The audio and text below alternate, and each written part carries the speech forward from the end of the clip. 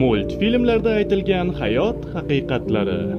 Yurakdagi muzni faqatgina mehr erita oladi.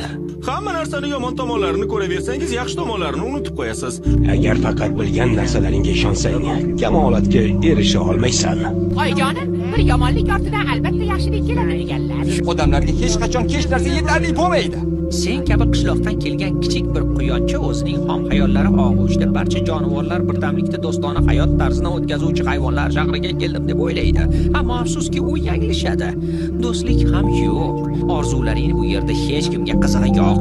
Qalbi mehrga to'la inson hech qachon xiyonat qilmaydi. Ba'zilar taqdir bizning hukmimizda emas deydilar. Ammo bir narsani aniq bilaman. Taqdirimiz o'z ichimizda yashiringan.